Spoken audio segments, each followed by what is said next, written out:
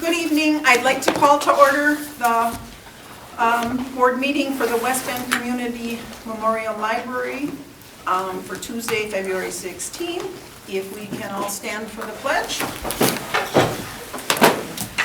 I pledge allegiance to the flag of the United States of America and to the republic for which it stands, one nation, under God, indivisible, with liberty and justice for all.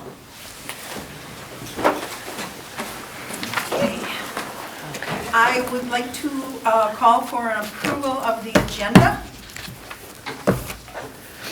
So moved. Thanks, Joanne. Second. Karen, thank you. We have a motion and a second. All in favor say aye. Aye. Opposed? Motion carries. I would like to ask for an approval of the consent agenda, approving the library board meeting minutes for January 19th, and also approval of the library expenditures for 2021, January 2021. May I have a motion? I make a motion to approve it. I have Second. a motion and a second. We have a motion and a second. Any questions or discussion? If not, all in favor say aye. Aye. Opposed? Motion carries. Financial reports. Joseph. Alrighty, so we have funds. Good. There was really no activity last month, so not much changed. Technically, the basement, or the building fund did drop by quite a bit. So later on, I have a note from Carrie about the amount that we have remaining in the building fund that we might want to do something with, just to clear that off of the account. Because as it sits, we'll have like $200 in there. It's not really worth keeping. I did discuss with the people at the Schilling Financial Advisory. We can't technically have two official signers on the account, but we can, when we make withdrawals, give them a document that has two signatures on it, and they will have to keep that. So at least we can, like, technically speaking, one person could go and remove it, but you'd know who it was, so it's not like. And yeah, True. so we'd at least be able to provide two signatures, and then they can at least document it. Okay. Do you think they would, and I just asked you this before, do you think they're very persnickety about doing things that have approval of the minutes?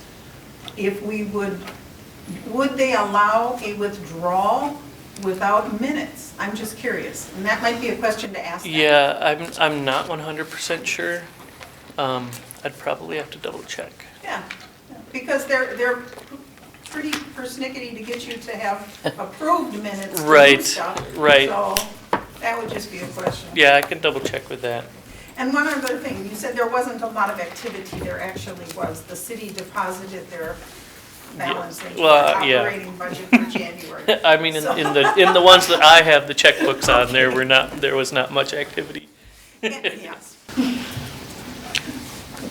And that amount, the city deposited, it was $740,000. We're up at $806. The difference being when the audit is being done in March, that's when they'll do the true up, and we'll be given dollar amounts that will be moved into the fund balance. Okay. Any questions for Joseph? Okay. If not, we will move on. Public comment, our normal public comment. We will move on. I know, right? Library director, Thanks, Tim. library director's report and statistics. Brad put together the statistics. Looks like they're statistics. One thing I wanted to say about this is, unless I hear from board members, we'll kind of condense this and maybe just give you a very limited statistical report saying how much we checked out, the important things that are going to our annual report. If you have specific things you wanted us to show you, we'll do that. But this is a lot of numbers, and they're very tiny in the board packet when you print it out. So I thought I'd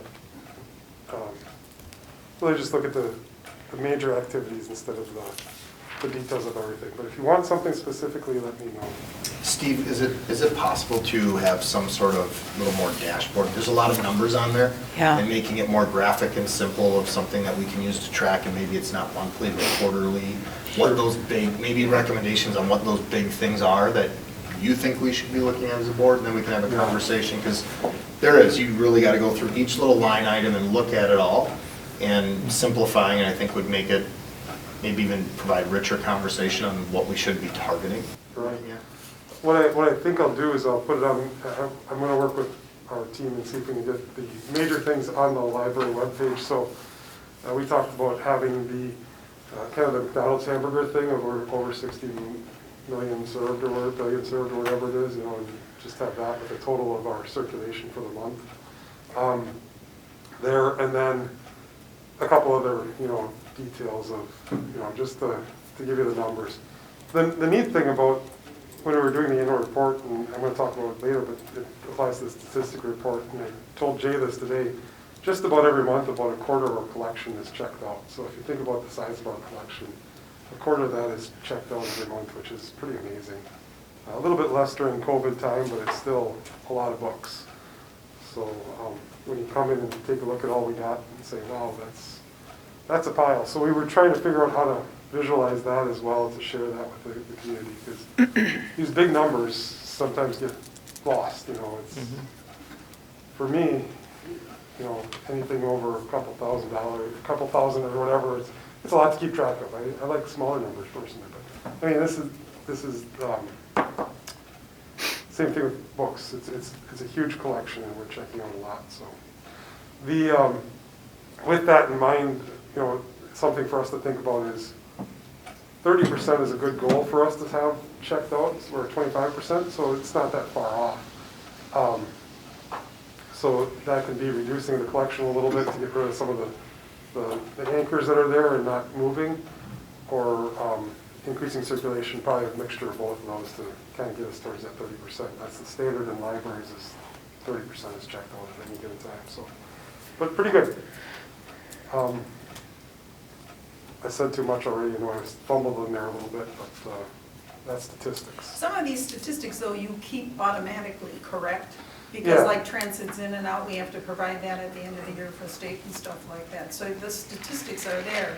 It's just that we wouldn't be utilizing this particular. We're going to keep the statistics for all these things anyways, because it's, well, partially because Brad loves statistics. And I'm kind of a nut about it too, because I like to see how things change as we change services a little bit. So I want to see what changes. But it's not all important for the governance of the library, so I think we'll just take those things that are really important. Those things that, our annual report gives us a lot of statistical information already, so mostly the once a month view is a little bit too much. So then we get into this comparison game of, our circulation went down 3% one month, and then the next month it's, our circulation went up 6%. And, it really, it's hard to follow that and track that to make any meaningful sense. So simplifying it is good. That's what's great about the annual report. A couple more items I wanted to just tell you about. Mostly the Library Recreation Center. We were talking about the words today. How do we name it? The Library Recreation Center is pretty much done. They're using it for the rec department. It is demonstrating to be an asset already, because we see a lot more people in the library during the rec programs, so that's really quite good for us. And if you haven't seen it yet, we can tour beforehand, but the 25th of February at 2 p.m. we're going to have a ribbon cutting, so that would be a good time to come as well. So it would be great to have you there then. Otherwise, anytime between now and then, you can come and try to find me or Brad or somebody else at the library, and we'll give you a little tour. It's really nice, looks really good. We haven't ordered furniture yet, but the space is nice. And there is some furniture in there, so you can occupy the space. We do have one meeting already planned for the next election date, which is, I can't remember, 6 or something? The next election date is April 16th, I think. 16th, yeah.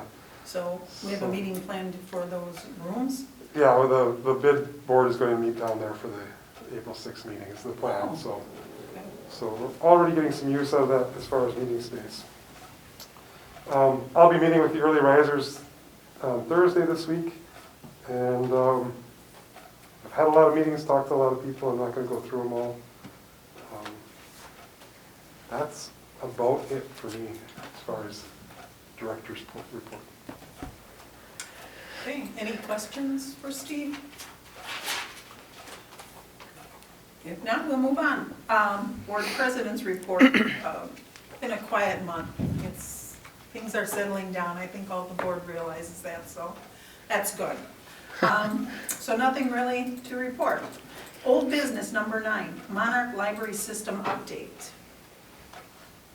Basically, the Monarch system had a meeting last week. They're talking about doing just a few things in the area. I just got today a document that showed the statistics from Monarch. Have you seen that yet? It's the pie chart type Yeah. thing.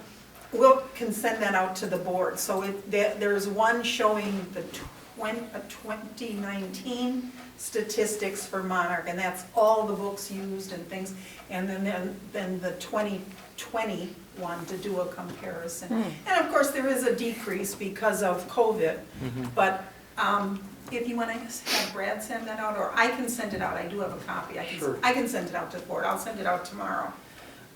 The 2 documents, just for your information and stuff. Can you add anything for Monarch? There's opportunities there that they're looking at, but I don't really want to talk about it until we know what the results really are. So yeah, Okay. I had a good meeting with Kim Young, the Monarch director, last week. Okay.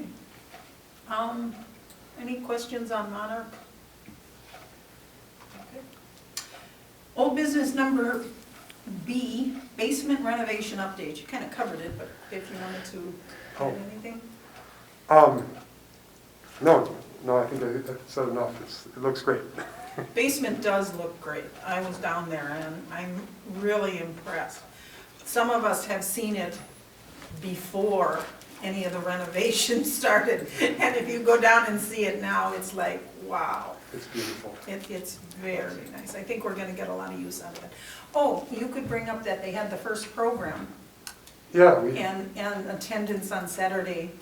attendance was good, and we're seeing, we've had a couple programs since then already, and we're seeing a lot of, in fact, Emily said we need to change how we staff circulation for the program, so it's really good for us. Oh, that is good. That is a good sign. Yeah. The programs were from, like, were they library programs or rec programs? Rec programs, Got it, okay. That's great. so we're seeing, The fruits of our labor. yeah. So, it isn't just that people coming in and they're looking around the library or spending time, they're actually checking out books and things. Yep. That's great. Yeah, she's saying we need to change how we staff our circulation desk, and just shifting people around a little bit is what I think she was alluding to. And Nice. that's based on the activity downstairs? Yeah, Okay. That's what we wanted. and things are very limited right now, so it's good to get a little test run in before we get hit with the big numbers and Yep. some of the. Yeah. Right. Okay, thank you. Old business C, building fund account remaining balance. Joseph? Yes. So according to Carrie at the city, once all of the money that we have already approved gets removed from the building fund, there will be $205.95 left in the account. So I had talked with her and she agreed it would probably be a good idea just to approve that remaining dollar amount, and then the little bit of interest that's going to be approved on, or accrued on it, to be used for the business, or for like the furniture portion of whatever remaining expenses we have to be paid for the basement. Most of that's just interest income from when we started the project and approved the first batch of money to now. Wonderful. So we need a motion to approve the movement of $205.95 plus accrued interest into the city account. Yes, it would be out of our building fund and into their capital, Yeah. whatever their account they're using. I'll make that motion. Joanne? Joe? Josh, I'm sorry. Joe's and John's. Get those masks off, I can see people. We have a motion and a second. Any discussion, anybody else want to talk about the $205 to utilize it for something else? If not, all in favor say aye. Aye. Opposed? Motion carries. All right, moving on to new business. Number 10A, bylaws, revisions for review. And I want to thank Joanne for her work on this. Thank you, Joanne. Looks good. Thanks, Joanne. Did you have a chance to look at them or the draft that I provided, Steve? Yeah, I did look and it looks good. I have all your revisions in there. Did you have anything that you wanted to add or to change that we have in there? No, I think it's all good. But it does give me an opportunity to say something I should have said during my director's report, if you don't mind. That's okay. Your quorum will be, looks like it's going to be the 4 or 5 people, right? Is that what I understood? Half of the board? A quorum is half of the board, and the reason we removed a number is because there could be a possibility that the county adds 1 or 2 people to the board. Right. Then 5 wouldn't be a quorum. So, and this kind of relates to something I neglected to say during my director's report, because if the board members want to participate in the Friends group, as long as we don't have a quorum, we should be okay. So that would be more than 4 people at the Friends meeting. And we wouldn't be talking about board action, so we wouldn't have concern about a walking quorum, as long as you don't talk about things that aren't on the agenda for the Friends of the Library. So I guess we were under the impression before that we couldn't have more than, or we couldn't have more than 2 trustees without needing to have an open meeting. yeah, And so is that not true? Or if I understand open meetings law, if we have a quorum, then we have to post a meeting notice. So this would be that, then we'd have to have at least, with this size group, a quorum would be a majority, which would be 5, so. yeah. Well, So Steve, I would agree with you. I think the 2 piece comes when we get into appointed committees of the board. So if we were to have 3 on that committee and 2 show up, that's still a quorum of that board. It has to be posted. So whenever you have those smaller committees, it's important to really know who's going to be in attendance at that point in time. But typically it is just majority of the board. But when you get down to if you and I and Deb are on that 3-person committee, and or we all show up, like if we have a subcommittee that is the liaisons to the Friends of the board, and it's the 3 of us, well, we're fine, but we've also now called a committee, which that should be posted at that point in time. So we would have no official action to put somebody on there potentially unless it was 1 liaison or something like that. so I guess if that's the case, I would be delighted, because I think it would be, it's not a good idea to be starting the Friends and then telling the people that are most interested in it that they can't come. So I guess that would be, but I guess we run afoul of open meetings law a few times, and I want to be sure that that's the case. Steve, could you not, we do this for our school board here, where if, let's say all of us wanted to show up at a Friends meeting, for whatever the topic being, or we believe a quorum is there, we can still post, and the verbiage is something along like a meeting of the Friends Friends of the Library Committee. There may be a quorum of the Public Library Board President, however, no official business would be taken. So you could always cover yourself in posting that if you have that many people interested. So we have that for different events, like our Public Schools Foundation. When we have our gala, there's a good chance that most of our board members are there for that. So we would just, you could cover yourself with language like that. I think that's wise to do that, because we, Yep. then whoever shows up is welcome. And we're not gonna take any business that's going to be library board, it's going to be its own separate entity. Okay. I would think though for the startup, and that's what's happening Yeah, with the initial startup, I'm not sure. I have a show of hands of how many of the board members would actually be interested in also being on the executive committee or the startup committee? I know, Joanne, you are interested. I was interested in helping with the startup, but not to take a leadership role later. I would. And that's basically what I'm refer to saying, other the people. startup Yeah, and the stuff startup. like that. So, and I know you have a lot of background in the two from all the stuff Yes, you've I would do that, investigated. and Jesse. So, and and I'd Jesse. also does expressed also. interest. So that would be 3. Four. Yeah, four.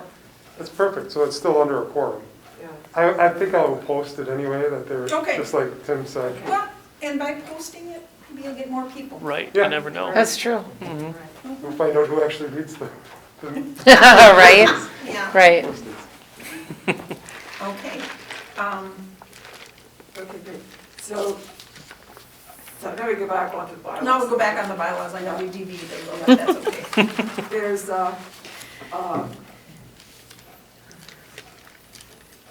main changes here were threefold. We had a lot of typographical errors that were fixed, or word choices, sentences that didn't make sense and had to be deleted, that kind of thing. That was one. The second item was to allow for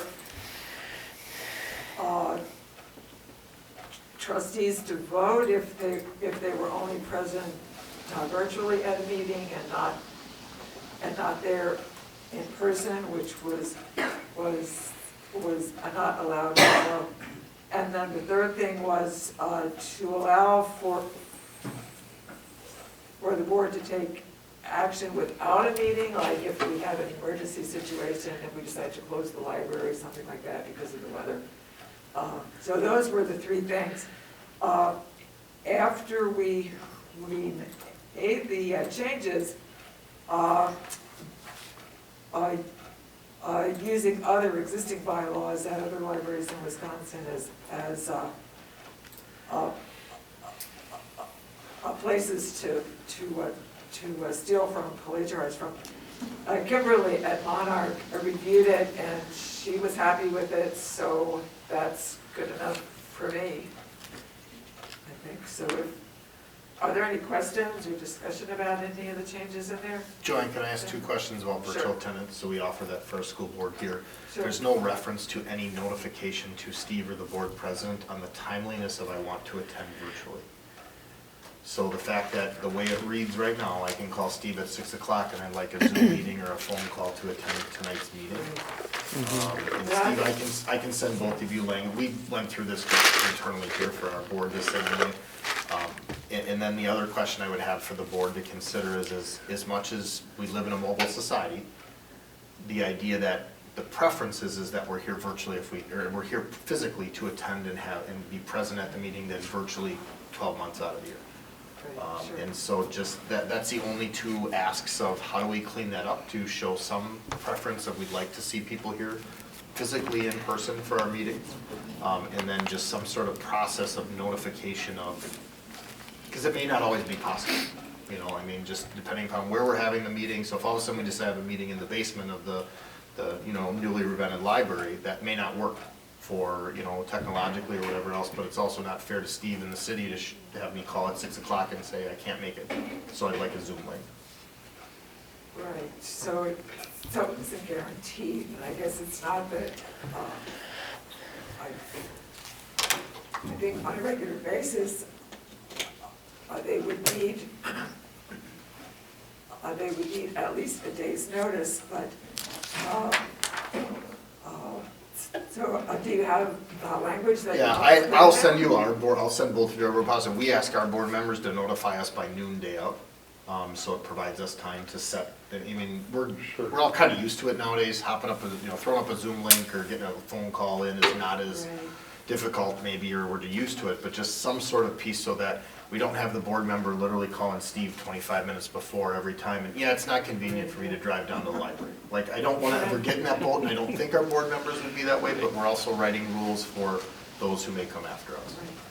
When, the few times that I was a virtual participant, I guess, Brad had asked to be informed like at least the previous day, because there were things that needed to be put into place, and so I guess whatever time frame would work on the technical side, it would be good. That half day might be a little short. Yep. Yeah.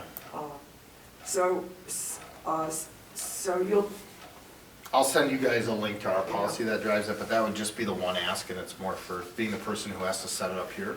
That was one of my asks of providing us some time to have that. That sounds good, and then I can add that, Yep. and then maybe we can approve it next time. In regards to that, where you were talking about meetings, do you think we're in section 1 where it says regular board meetings will be held the third Tuesday of the month unless otherwise determined? Do you think we should put in a statement saying that physical presence is preferred, something like that? We have language like that's in this policy. I think Okay, the other so thing, that'll- I don't know if I saw it in here, again, I'm comparing two different policies. We may want language on which, is it just regular board meetings? Is it special board meetings? Obviously, you can't do it in a closed session. We may want to call out those types of meetings specifically of when and when not it is appropriate to do that. Okay. And you'll So, say that. yep, and that's All all right. in there, so. It just makes it very clear that I can't try to, remotely call into a closed session where you don't know who is at home listening to the closed session topic. Right. Well, that's a good point. And privacy Yeah, has some that's a different good point. things. Very good. Okay, well, we did this correct. We said review, we didn't say approve. Yes. So we're doing good. All right, That's great. so action item, Tim, you'll Yep, get that. I'll send it Thank you actually very right now. much. Any other questions on the bylaws?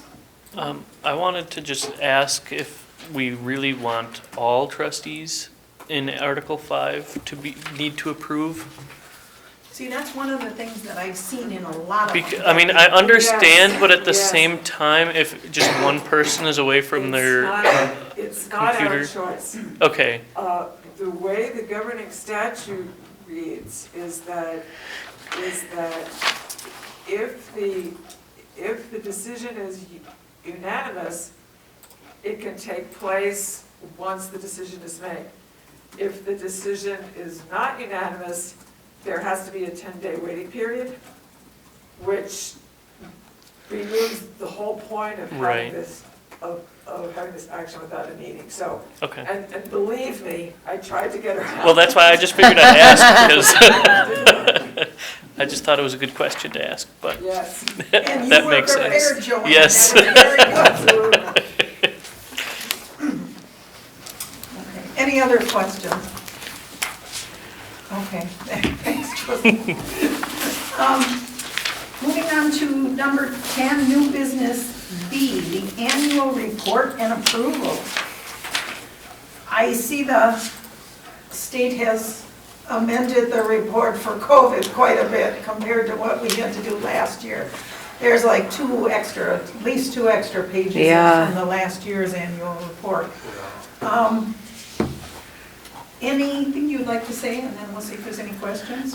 Just a couple things. So on Friday, I did deposit, and I was told that they were going to take out some more money and shift some things around. So there's a couple numbers that change. On the page 8, the operating revenue, all other operating income, I'm doing my best with the resources I have, and I came up with essentially put a 1 in front of that. It's 186,853. That's that number 7 on the bottom. And then next to that, the total operating income is 1,559,641. So those are the two changes I have there. And then on the expenses, we found benefits, because that was what they put in. And that is box number 2 on page 9, 237,171, which changes the subtotal on line 6 there to 1,511,164.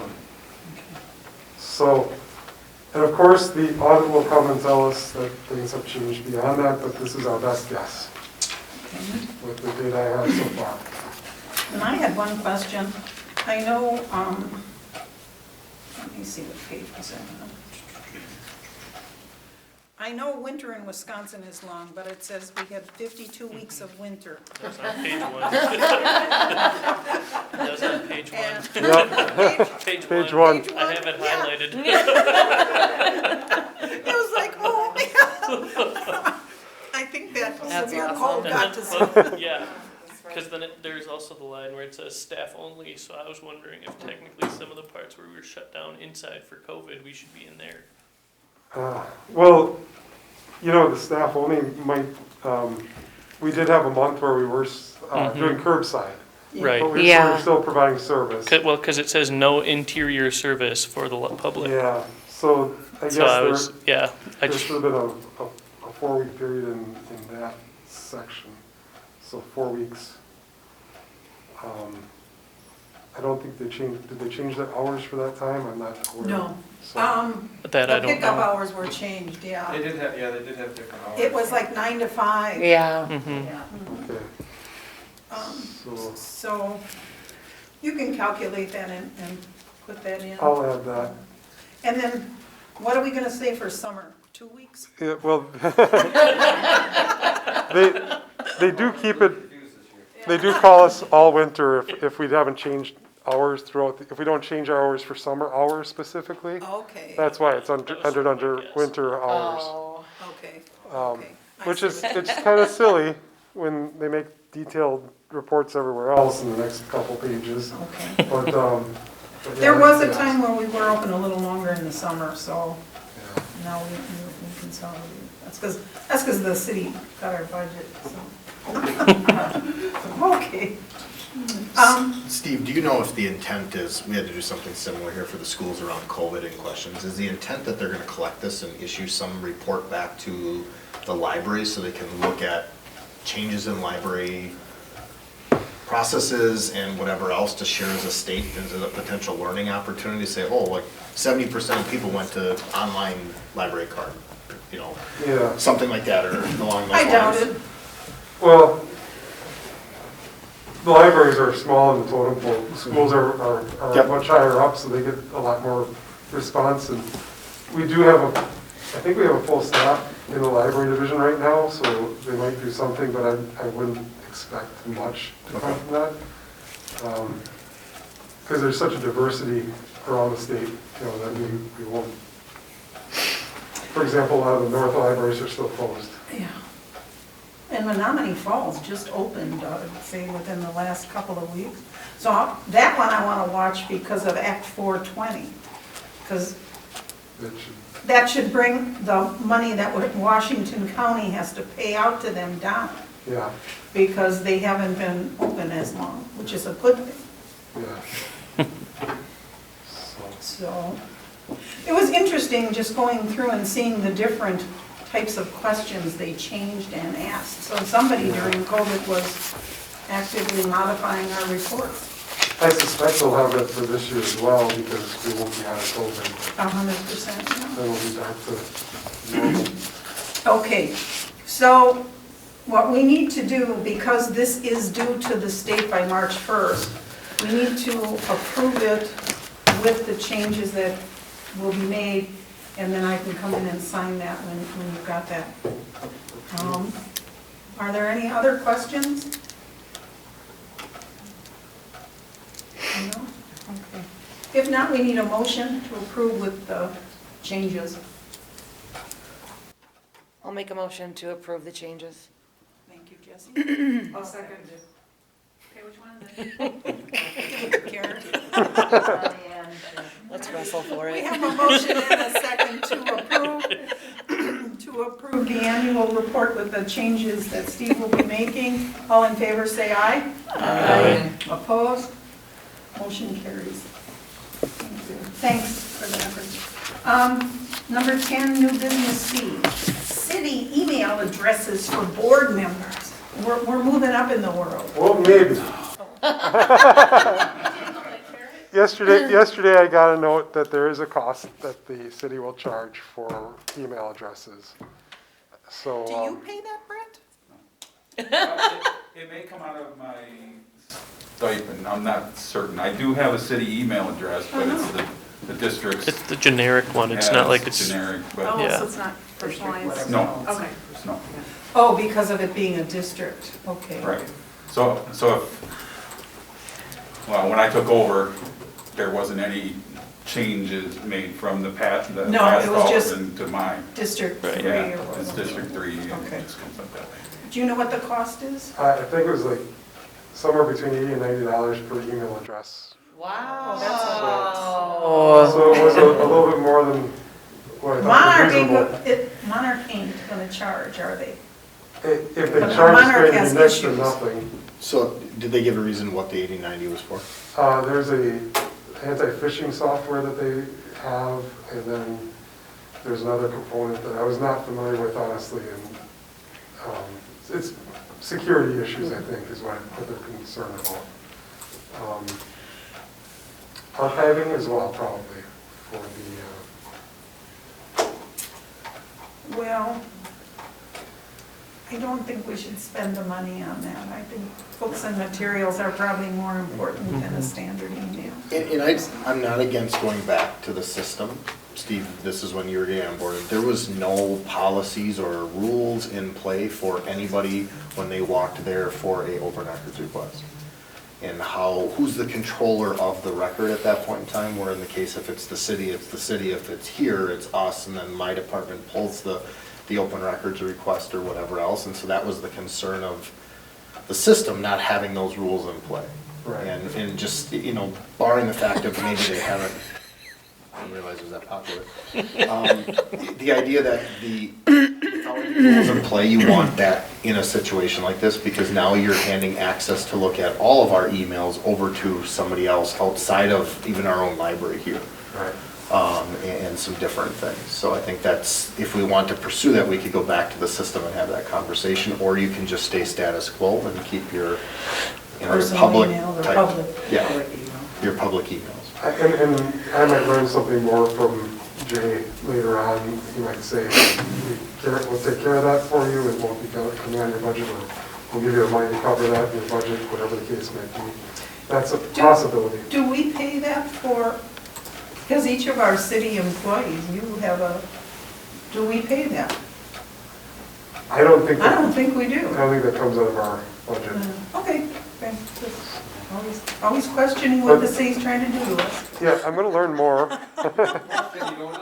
And maybe the other question is in my world, there is a difference between employees and board members, right? Right. And I get the need for that. I guess the question is the city standardizing that all committees Yeah. who need to have a public address are using the cities, or is it truly up to each committee member to do that's a that? good Like, point. and I don't know, I know somebody else who sits on another committee, but I don't know that everybody gets handed a city email address every time they come on a public committee that needs to make it available for It's open not records. true on other committees, and I don't have a city Okay. email address. But again, committees are a little different than a board member. We actually are appointed by the common council. Right. So it But some of isn't, those committees are. The committees They're are too. committee, you're It's still appointed. appointed Yeah, it's through, appointed. like Oh, are Parks you? and Rec is Okay. appointed, the community actual TV committee one, all members? of that. Yes. okay, all right. So it I sounds like guess then the other committees are doing what we're doing Yeah. currently, okay. So we can investigate more with Monarch and see what they have to say. And then, And if they Bring it back do up get again. something eventually where they have the security that we're looking for. Otherwise, it's worked for how many years? right. I am glad that I got the notice before we said we're gonna do it. Yes. So I'm very happy that they talked to me about that. Um, I believe the city's pretty good to us, they just, we haven't figured this one out yet, so. All right, any other questions on email? Otherwise, we'll just say status quo. Which is good, because our emails are in the annual report that way. That's right. Oh, that was one of the things. Did you check in the annual report that your information is correct? Because one time we did send it and someone's was incorrect. Thought I did. Yeah. Okey-doke. Number 10, new business contact list review. And what that is the list that each one of us eventually will get next time. That has our names, our addresses, our email, our phone number. We have a new member, Josh, that has to be added.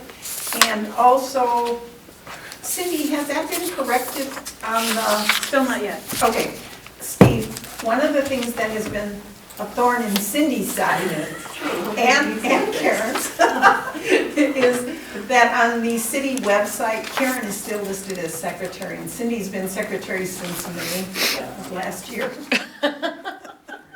So you can get that changed, we'd appreciate that. I'm sure you can. Yeah. And My cell phone. your cell Still, phone? Yeah. On the contact list, my work number is still listed, and that has to be changed to my cell phone, Okay. so. Is your cell phone on your list also, or can you wanna, Um, Steve's making changes, that's why. I'd be happy to tell you, Steve. Sure. All right, 262-247-5239.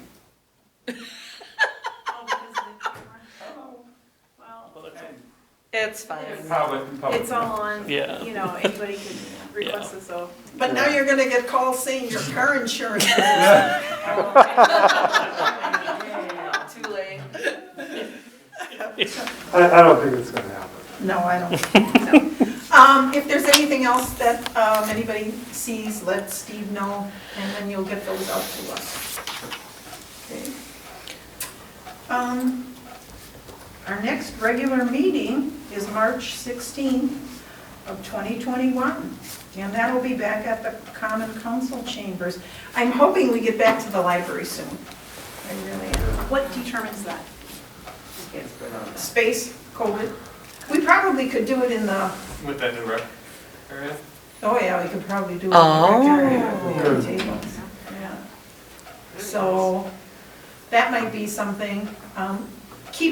Keep a note for the address for next month. You know, we could look at that. You need the furniture down there, because otherwise we'd be sitting on the floor or the dance floor.